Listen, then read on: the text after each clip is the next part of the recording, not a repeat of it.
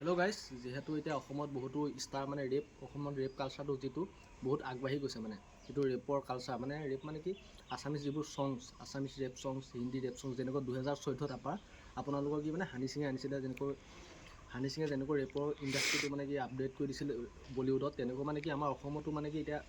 যিহেতু বহুতে কৰি থৈ গ'ল সেইখিনি এতিয়া নাম নলওঁ সেইখিনি আপোনালোকৰ যিহেতু গম পায় বহুতখিনি যোনটো XMS খগেন নাহা আগতে মানে কি বহুতে মানে আগতেই আপোনালোকৰ ৰেপ কালচাৰটো আপডেট কৰি থৈ গ'ল বুজিছে নেকি তাৰপিছতহে আপোনালোকৰ খগেন আহিছে অসমত খগেন মানে XMS দানৱ চ' এতিয়া বহুতে মানে কমেণ্ট কৰি আছে মানে কি আপাৰ আছামৰ ফালেও কুলদীপ আহি গ'ল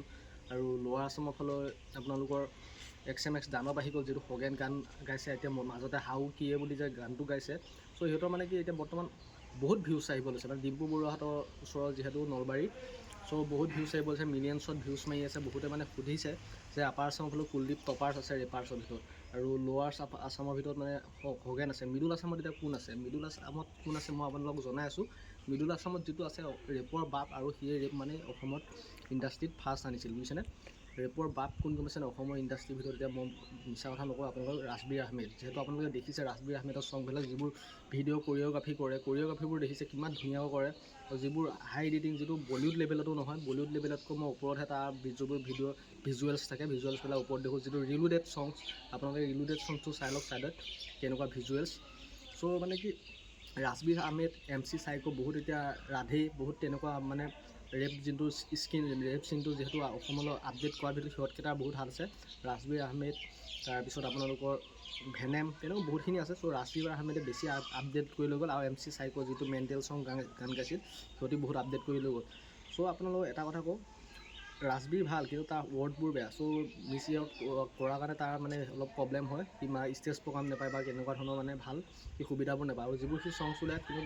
বহুত ওপৰৰ ছংছ যিবোৰ মানে XMS খগেনেও নোৱাৰে কুলদীপেও নোৱাৰে তাৰ নিচিনা তাৰ মেণ্টেলিটি ল'ব বুজিছে নহয় চ' যিবিলাক মানে বলিউড গান হয় বলিউড গানতকৈ মানে ওপৰৰ লেভেলৰ বুজিছে নে নাই মানে ওপৰৰ লেভেলৰ নিচিনা দেখোঁ চ' আপোনালোকে নাভাবিব যে আপাৰ আছামৰহে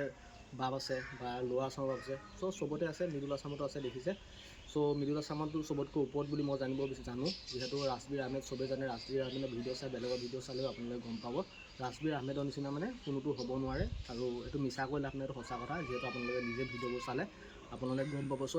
এক নম্বৰ ৰাজবীৰ আহমেদ যিহেতু ৰেপ কালচাৰ অসমত লৈ আহিছিলে তাৰপিছত XMS খগেন আছে কিবা আছে এইবোৰ পিছত কুলদীপ ভাল ল'ৰা কুলদীপে ভাল গান গায় তাৰ কোনো মিছবিহেভ নাই মিছ ৱৰ্ডছ নাই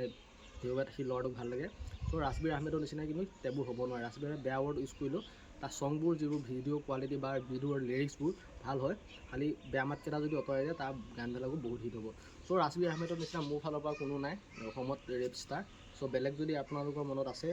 আপোনালোকে কমেণ্ট কৰিব কাৰ কিমান ফেন আছে চাওঁ 1 নম্বৰত ৰাজবীৰ আহমেদ 2 নম্বৰত কুলদীপ 3 নম্বৰত খগেন বুলি মই ধৰিছোঁ আৰু আপোনালোকৰ মতামত জনাব যে কোনটো আপোনালোকৰ ৰেপ ষ্টাৰ মানে চবতকৈ এডভান্স হয় মানে ভাল হয় চ' ধন্যবাদ আজি ভিডিঅ'টো কেনেকুৱা পালে জনাব ভাল লাগিলে লাইক কৰিব ছাবস্ক্ৰাইব কৰিব কমেণ্ট কৰিব ধন্যবাদ এনেকুৱা ৰেপ আপডেট পাবলৈ হ'লে সদায় মোৰ চেনেলটো ছাবস্ক্ৰাইব কৰি থৈ দিব ধন্যবাদ